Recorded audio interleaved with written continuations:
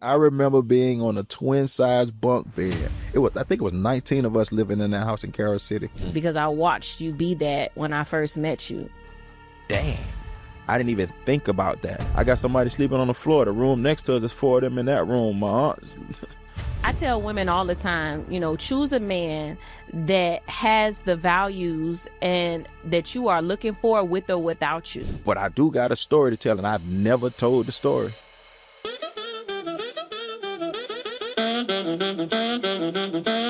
You're listening to Real, Raw, and Real Estate, where love meets legacy, faith fuels the hustle, and we turn real estate into real impact. And we're your hosts, Darrell and Tenisha Williams, husband and wife, power couple, building generational wealth one deal and one deep convo at a time. Let's talk faith, strategy, and the truth behind the journey. Let's get into it. Let's do it. When did it get deeper than selling houses? That's a real good topic. I want to hear you because I know Tenisha got a story to tell. Tenisha got a story to tell as far as when we got started with not just real estate for Tenisha, but even just growing Elite Realty Partners. When did it get deeper for you than selling houses? I would have to go all the way back. That's way before Elite Realty Partners. True. Right? True. If we talk about when I was a correctional officer and I'm just like coming home, just aggravated, you having to remind me. Yeah, I ain't no inmate. Tell me. I ain't no inmate. You ain't finna be, listen, talking to me crazy. I'm like, hold on. You ain't at work, buddy. I ain't no inmate. I'm a free man. Yeah. So that didn't last too long, but I wasn't really happy, being a correctional officer. So like as a female, you have to be able to turn it on at work, supervising 64 inmates or supervising inmates that have mental health issues, right? Literally getting in physical fights on a regular. Physical fights with who? You? We'll talk about that later. Never mind. You literally know. I just want to tell listen. I want her to tell the people. You just getting physical fights in there. Ooh, gangster. Listen, you ain't beat me up.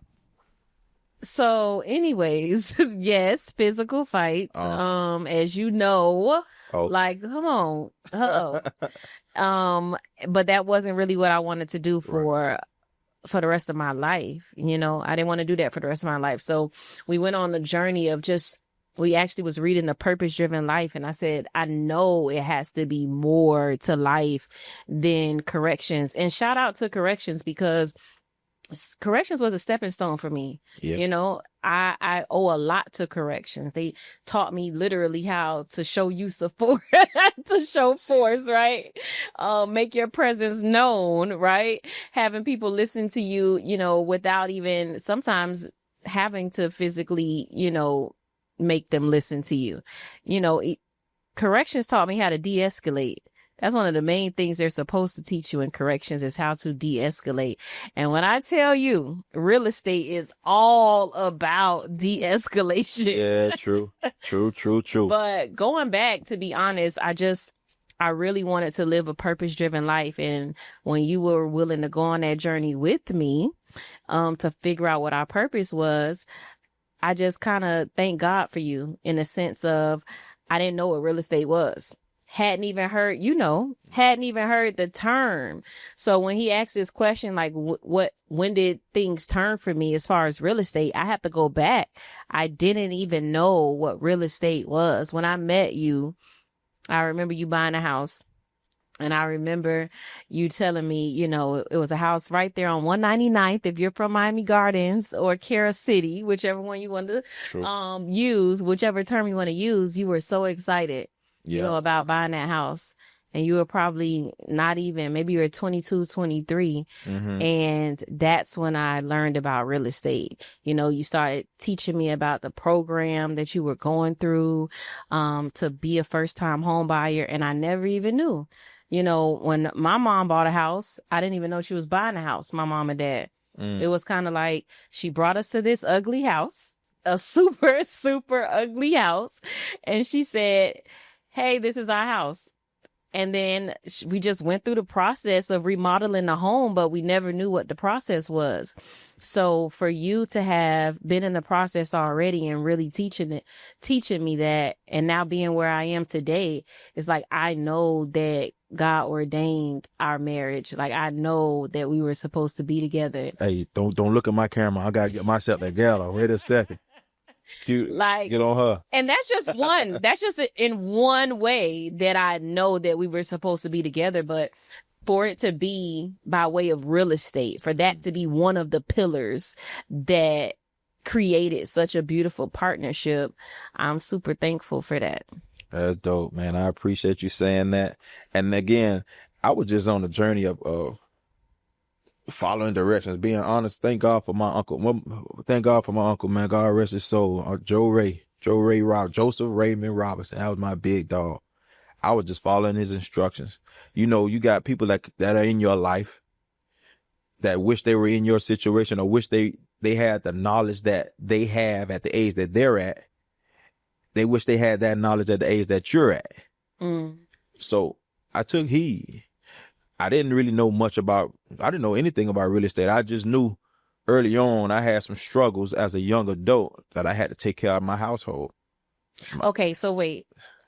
So one thing about this podcast, I want us to really keep it real. Keep it real. Keep it raw. Okay, we'll be raw. Okay. Funky. And of course we're going to add in real estate, but you had some struggles, but let's really talk about that, because I know the other night you told me how at your school's picnic, one of your classmates said to you, wow, you've come a long way from Lejeune Gardens, right? Yeah. And those of you who don't know, Lejeune Gardens is an area in Miami Gardens that's, more so a lower income, poverty stricken area. And if you could just touch on, this is episode 1. Episode 1. Okay. Who is Darrell Williams? Because it's so crazy that we've been married all this time and we never even go back and compare, where you really came from. True. And what that struggle was at just 22 years old. What did life look like for you? I was selfless very early, and I didn't realize it. I learned how to sacrifice early on. I'm talking about, I want to go to the club. You 21 now, you want to go outside. I fixed cars with my Uncle Joe Ray. So I got me an old school Chevy. If you from Dade County, you got your old school, put your music in the trunk. You got your rims. You want to put your rims on, big motor.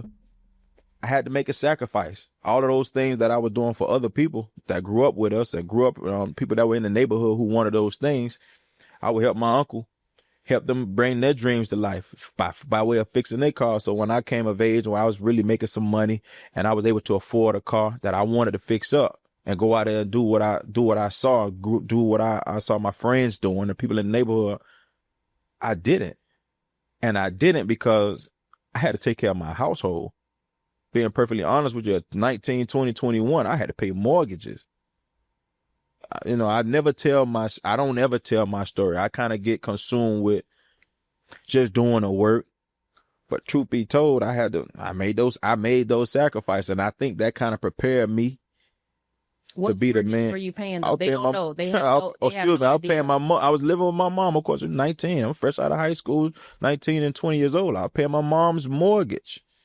I was helping out a lot of family members with their bills. And I was 19, 20, maybe 21 years old because I always was a grinder and a hustler. I always made a way to either earn some income so I can take care of my responsibility. More so take care of my responsibilities than do what I really wanted to do. But again, that kind of prepared me to be the man that I am as far as a family man. I don't put a lot of value in things anymore. Of course, I love nice things. Listen, I share my wife with the world if I could. You know that, baby. I love you. Look at you. Get the cameras. Listen, look at you. I get a word to you. I will. And listen, I'm good. Just give me my old school Chevy. I take care of what I need to take care of on my end, but I give it all to you. But again, that came from me just making a sacrifice and seeing the benefit of having a family that stuck together. But I feel like even that family dynamic, right? Because when I met you, one thing about it is your family was very close, right? Very close. And Very close. my blood family lives in Dallas, but when I met him, his family was very close, and so close to where even growing up, it was how many of you in one room and one bed? I remember being on a twin size bunk bed. I think it was 19 of us living in that house in Carol City. So living with my aunt. I think it was people? 19 of us living in that house in Carol City. I remember sleeping on a bunk bed, a twin bunk bed. My brother on the top bunk, and I think he was in, I don't know, maybe a 10th grade. And I was on a bottom bunk, twin bunk bed, mind you. If my brother was in the 10th, I was in the 9th, 8th or 9th. I was a big old shorty. I was a big shorty. I was working out. I was strong. I was muscular. And I had to sleep on the bunk bed, on the bottom bunk with my other cousin who was 6'1". Like you don't understand. He's sleeping at the bottom. I'm sleeping at the top. It's a twin bunk bed. I got somebody sleeping on the floor. The room next to us is 4 of them in that room. My aunts. Listen, it was a lot of us. We were all over that house. So to hear my partner from high school say I came a long way from Lejeune Gardens, it was like, dang. I got so consumed with doing the work, I didn't even think about that. Yeah. My perspective it wasn't even that. But I do got a story to tell, and I've never told the story. Yeah. I've never told it. And I think that, as your wife, who literally have watched you, and I don't even know if, because you've never told the story. We don't talk about the story, even at Elite, with so much that you do at Elite. We don't even, it's like you play background so much, even what you did for your family. To be honest, when I first met you, I'm like, why are you paying this person this? Why are you paying this bill? Why are you paying that bill? Why? I couldn't understand it. But I tell women all the time, choose a man that has the values and that you are looking for with or without you. And I know that with or without me, you're a family man because I watched you be that when I first met you. With or without me, you're a good dad. Like you were that, when I met you. And I just think that the world at this point needs to see somebody like you that doesn't come from much, but you really come from everything. Because it's the core values. It's the heart of who you are. It's the man that you were then and now still blossoming and becoming even now. Oh, so you like me. just tell the people you like me. No, I need the world to know, because I feel like it's been about me in the public for these past 6 years, but I wouldn't be able to do anything without you. Like you are the thoughts behind the action, right? You are the plan behind the execution. And it all started, just by what you had to do for your family, and you never complained. Nah, because what's the sense of complaining? We want to get somewhere. Let's just get it done. Listen, we'll enjoy it when we get there. But I've learned to enjoy the ride. But I learned to enjoy the ride with you, because this stuff ain't easy. I see how. Listen, people will hurt you. People that's closest to you hurt you. But it ain't even about them. It's about the ones that really matter. So, listen, that's why I say I'm good with the basics. Let's just go on the journey of life together. We got married, we say forever and a day. I'm all for it. So for me, to go back to the topic, because I know we kind of, it's like all the way everywhere on that side. But listen, we're going to keep it real here. We're going to keep it real. Honestly, when I started to see that it was deeper than selling houses, is when I started seeing the stories, people giving their testimony about, because of Tenisha Williams and because of Elite Realty Partners, if it wasn't for them or you, they would have never bought a house. Knowing what it feels like to purchase a home for your family. Seeing it, listen, there's people giving their testimonies and breaking down, and you feel it. I'm talking about you feel it in your bones. I'm talking about they're telling us specifically, I would have never done this if it wasn't for you. it wasn't about the money anymore at that point. Not for me. Granted, yeah, I'm playing the background, but what I need to do over here in this background to make sure we have another family experience that was important for me. Like I was like, it ain't about me. I don't care if somebody think what you want to think about Darrell. Darrell in the background, this thing handled. It's another family getting keys to their house. And I think that even when I was a single agent before Elite Realty Partners, you know, really I decided to become a real estate agent after Darrell made sure we bought our first house. Who knows when I would have even thought about buying a house, but after we got married, we sacrificed and he made it our business. That was our first goal, to buy a house. And to be honest with you, I didn't even sign the papers until after. No, matter of fact, I didn't see the house until after I signed the papers, because that's how much he was adamant. It really didn't matter what I thought anymore. He just wanted to ensure that he owned real estate, right? Again, because that process went on pause when we first met, and that's a whole nother conversation that I still have. Oh, we ain't gonna talk about that house. We ain't gonna talk about that house. We're gonna talk about the house. Oh, okay. Because I'm gonna talk about the house on one of the episodes. But We're gonna talk this one. I want to listen. All right, well, you stay tuned because that's a whole thing. Anywho, so it was after that house where it's like, okay, this is my purpose. I can do this. You know, I can sell houses. I can help people. And remember this. Remember before we even sold. No, before I even sold one house.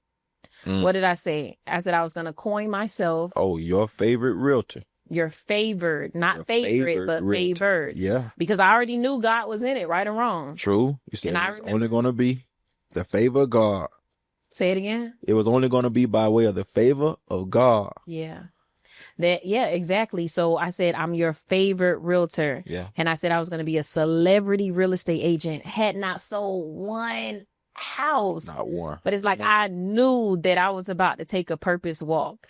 Like, I knew it because we sacrificed for it. We did. Read the book. We explored the option of, hey, so that means that I was a full-time real estate agent, full-time correction officer, full-time wife, full-time mom. But I had a dream and I had a goal and I had a purpose. And that was to impact people, influence people positively. And from that point on, when I started seeing, just like Darrell said, when we saw the impact, that's when we knew that it's bigger than real estate. Yeah, it was bigger than us. I don't know if you ever been a part of something, actually been a part of something that's bigger than yourself. Listen, man, listen, I don't care how many late nights it got to be. I don't care. Listen, there have been several late nights. I remember when we first started Elite Realty Partners, there were several months where it's like, hey, man, this ain't making sense. The money wasn't coming in, and we were sacrificing and going hard months after month and making an impact across, but it wasn't making any real money. But God, how they say, but God, listen, It started making sense over time because it wasn't about the success. It was about really operating in our purpose. I like to always say that, it's about making a big impact, and then the income is the byproduct of the big impact. So as we come to a close, I feel like just the bottom line for us, our personal life and our business is that it's bigger than real estate. Oh, definitely bigger than real estate. Definitely bigger than real estate. Yeah, she like me. I know it. Scaling and growing a business with me, with my wife, husband and wife team. Let's talk about how you can grow and scale a business with your spouse. I think in this particular case, being in business with you, I don't know how it is with the rest of you married men and your wives. It is what it is. But for me and my wife, I'm not the softest guy, and I know it. Those tough talks, they get tough. I know I'm not the easiest because I'm always with you. I'm like, we know what comes with success. Not just success. You know what comes with being a leader of real people. So understanding what comes with that, it's not going to be easy. Just know when we got started, you said specifically, God was going to enlarge your territory because he knew he can trust you with it. Wait, hold Now on. what? Now Hold what? on, hold Go on. ahead, tell me. I did not say that. Remember, that's what he said to me. Out of the few times Of course. that God Excuse me. spoke to me, I remember exactly where I was True. before he Very leave. true. Very true. Clearly, he stated, I am going to enlarge your territory so big Mm-hmm. because I know I could trust you with it. It's really only been 3 times in my life where it's like It was clear like that. I clearly heard it. So knowing that, I don't expect it to be easy. Now, being in business with you or being in business with my wife, ain't nobody gonna have your back like me. I don't care how good or how qualified somebody is. Ain't no part. Listen, turn your mic off because I'm talking. Sometimes you got to do that, man. I say I'm taking back my time. We heard that somewhere. No, I really feel like I know I'm not the easiest to work with. I don't execute like I'm supposed to all the time. But I'm in the corner, and I got you on this corner. So whatever you facing, we gonna face it together. Nothing ain't gonna happen to you, and it ain't gonna happen to me first. So we're talking about scaling with your spouse. And this is about being real and raw. Okay, keep it real then. So because the ladies need to really know Tell the lady that it is one of the most difficult things to do when it comes to being in business. All right, hold on. Let me stress a little bit. Right, tell me what it is your for real. In the beginning. Oh, okay. In the beginning. That's how you clean that up. All right. I can relax a little bit. In the beginning, right? Okay, in the beginning. In the beginning, unless you're really being coached by another couple that's in business together. That's important. Guess what? You don't know the power of identifying roles. Yeah, true. You don't know as a woman how to suggest. Suggest, huh? You don't know how to suggest with the right tone that is still submissive, but yet intentional and necessary, right? Ooh. So all of these things are skills that need to be set, because the truth of the matter is men are defensive. Tell us about that then. No matter which way, majority of the time, a woman presents her argument or presents her idea, men are defensive if it's not their idea. So, as a woman, I feel like when you're in business with your husband, it's just a matter of finding the right rhythm. The rhythm is important. And once you find the roles in the rhythm, that's when the partnership in business with your spouse goes to new heights. I agree with you on that. I agree with you 100% in that. Rhythm is important. The cadence, and you move, I move, your right foot, my left foot, and we move together. And it's important to have the same vision. You know what I'm saying? The fact that when we get started, or when we got started, and even getting started with this podcast, we should have did 3 years ago, but we always had the vision that it's going to look like this. It's going to sound like this. And just getting wisdom, going through life, you start to realize that people need to hear this. Imagine how many other successful businesses could be started with their spouse if they had a good representation of it, or they can get some kind of understanding that from somebody else that runs a successful business, husband and wife team, that this can be done. I feel like even now that we've gone through the valleys, and here's the thing, you will continuously go up go down and go up and go down. That's a part of it. I can't have a better partner than you. You know it. Why? Because there's a certain level of intimacy that you go through with your partner. There's a certain level of connection that you have with your partner personally. And if you can intertwine that with a business, once you really get the rhythm, it's like the sky is the limit. I was telling somebody the other day, I am the most in love and happy in business that I have ever been. But I remember, because this is real raw and real estate. Real. Tell them tell the people how often we were going. Not get along personally, And then when the business started, we could not get along. True. Remember those walks in the old house? There wasn't storming outside. There wasn't walks. I'm like, Right? what this missing person report? Because here's the thing. Where you going? Here's the thing. You're first generation True. in real estate. True. I'm first generation in real estate. And we really weren't utilizing, in my opinion, God as our CEO. No, it's 100%. like I agree. Cause and effect. Of course, we've always known who God was, but I would say what really shifted our partnership in business is the last 7-8 months of us ensuring that we don't do anything, we don't make any decision without him first. Facts. Listen, facts. That's very important now. I'm intentional now. I feel like right now, I agree with you. This past 7 to 8 months, it's been different. I'm intentional with this walk I'm on with God, being a man of God. I ain't perfect, and I ain't trying to be perfect. I'm just trying to be intentional. Yeah. With being a good man of God.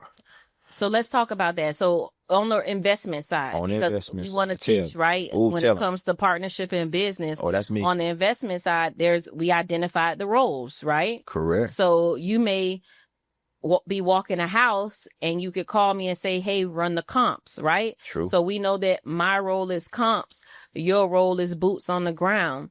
We know that, just recently, I probably for the first time started speaking to the hard money lenders. Yeah. That wasn't my role. That was your role. True. So in partnerships and business, roles can change. Yeah. But the whole idea is identifying the role, because now you stay in your role, I stay in my role, we bounce ideas off of each other, and now we can make magic. If you really want to be a good leader, you need to be working on your personal development.